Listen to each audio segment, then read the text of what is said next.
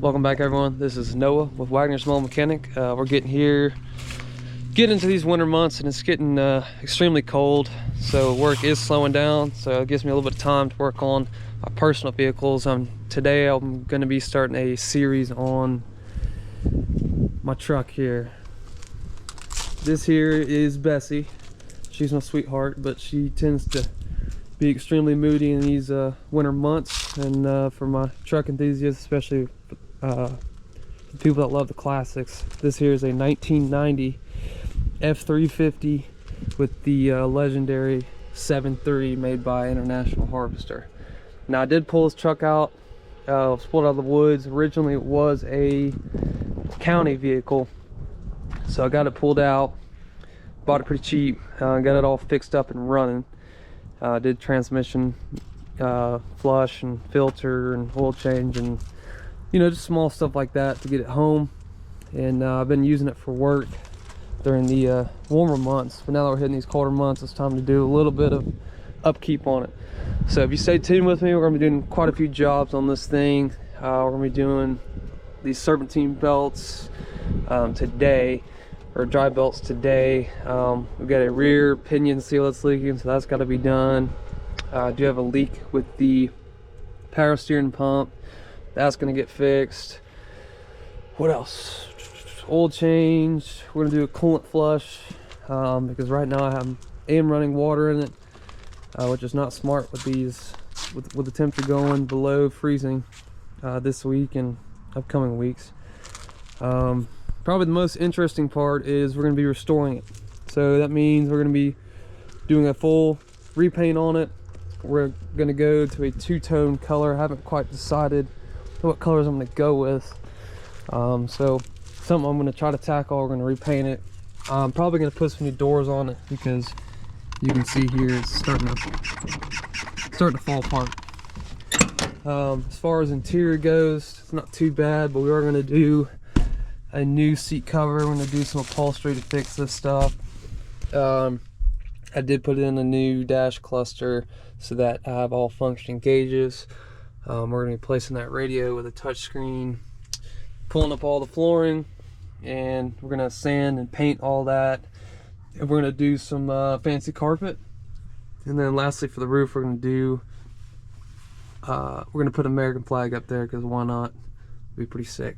Anyways, keep following the channel, keep posted. You will see, hopefully, this truck transform over time to look like a true classic again. But y'all hang along with me, we'll get it done. Pretty simple here.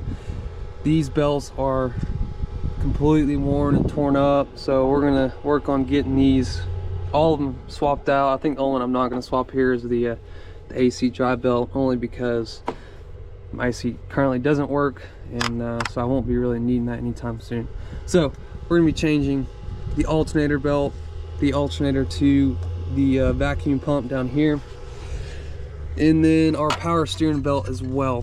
So we're gonna get those three changed out today, so let's do it.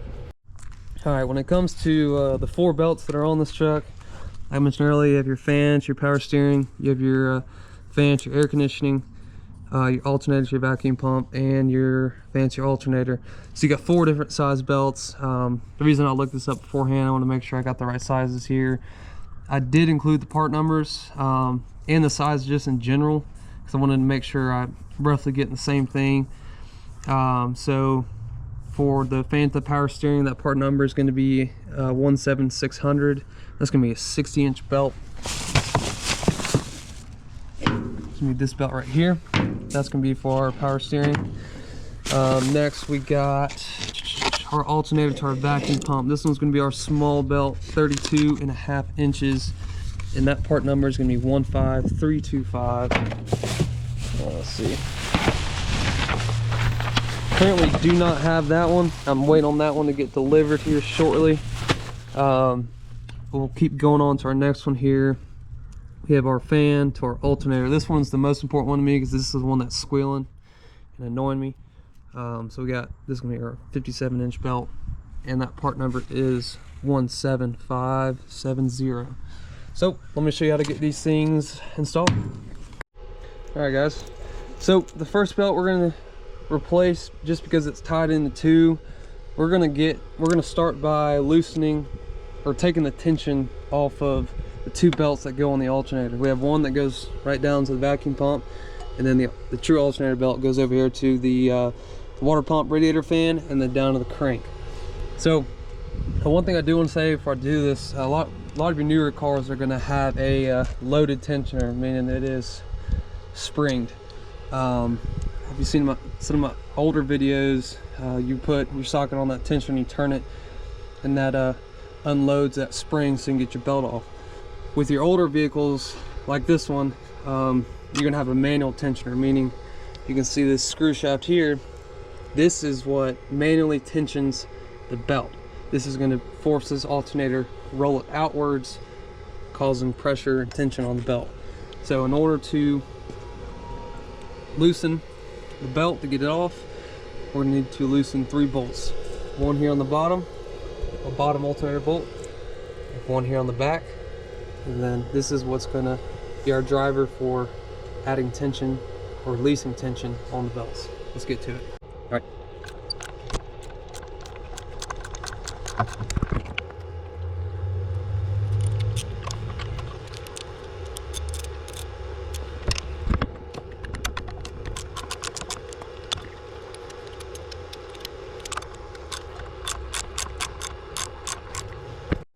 All right, now that I got this lower bolt loosened and this one on the back, 16 and our 14, next I'm gonna do, I'm gonna turn this counterclockwise, and it's gonna push the alternator back down towards the engine, loosening our belt. As you can see, as I turn it, you start to get a lot more slack in that belt. We'll keep going.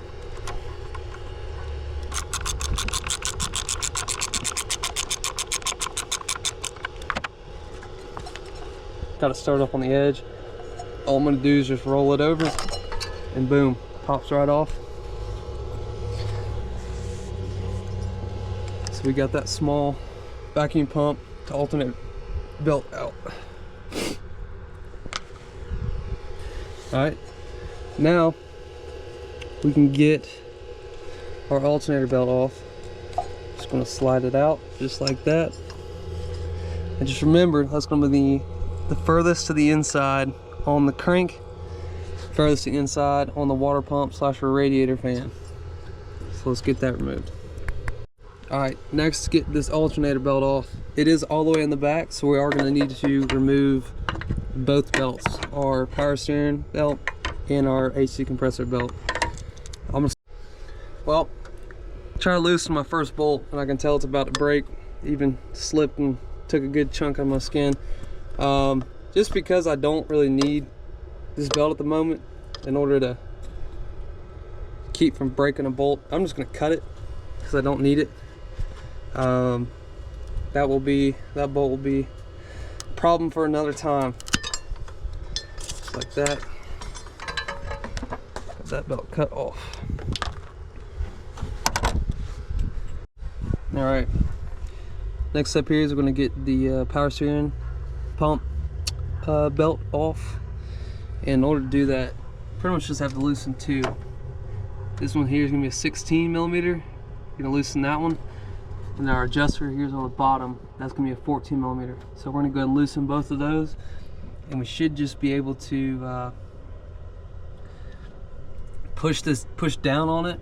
I'll show you here in a second. Push down on it, and that's going to slide to the left, and that's going to give us enough room to get this belt off. Let's do it.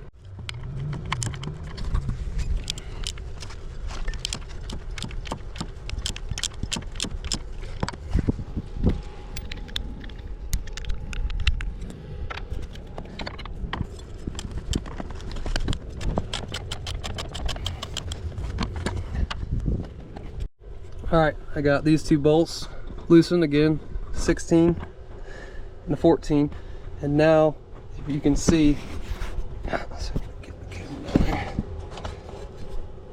as I push on the top of this pump, see how it slides in? We want to get it pushed in as far as we can so that we have room to get this belt off. The next thing to do is just pull the belt off.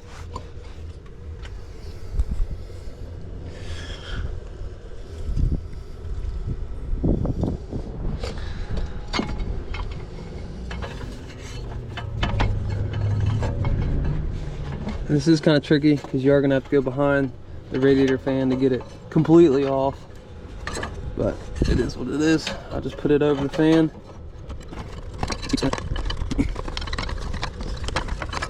There we go. There we go.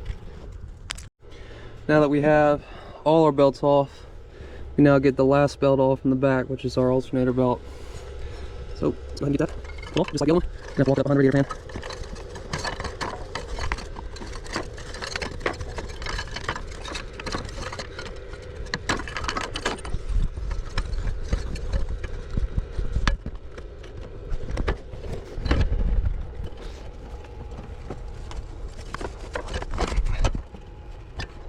There we go. There's our alternator fan. You can see it was wearing, it was hitting my other pulleys on the side. That's what's making that squeal noise.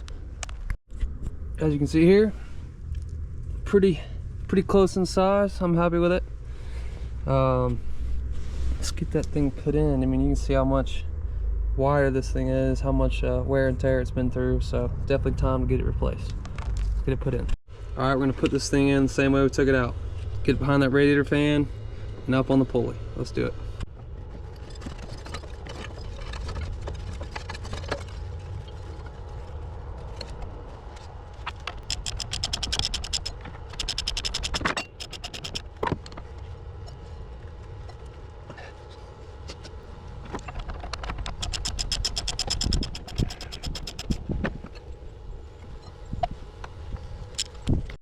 All right, we got that our alternator belt on, and now it's gonna be time to tighten it back up. We can go ahead and tighten this because our vacuum pump here has its own tensioner on it. So I'm gonna go ahead and tighten this one up first, and then when it comes time to put that belt in, which I'm waiting on, I don't have to mess with this alternator again. Let's do it.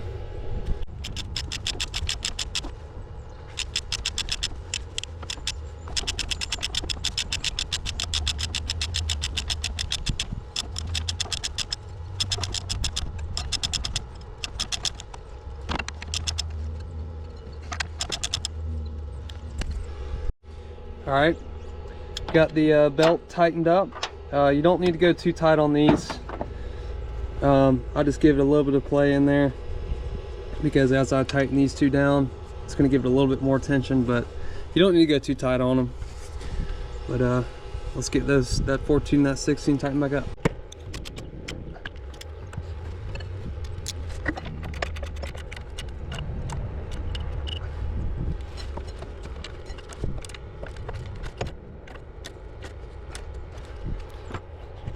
For the vacuum pump here, it's gonna be part number 160. Wait, maybe that's it. There it's not. Sorry, part number is gonna be the small belt. It's gonna be 1532.5. Getting this on, all you're gonna need is 10 millimeter. We're gonna loosen two bolts on here. This one and this one. Once those are loose, which I already did beforehand, but you'll be able to move this vacuum pump up and down. That'll help you get this belt on. So let's do it.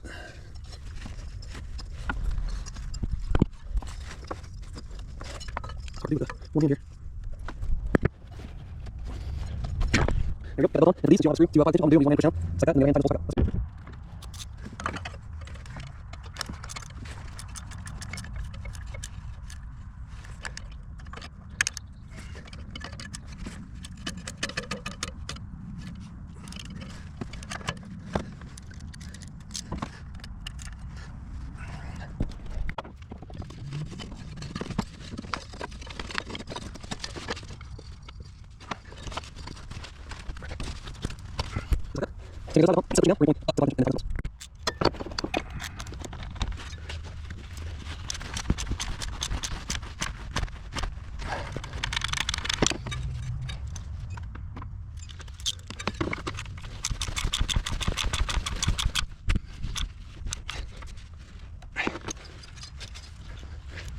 There we go.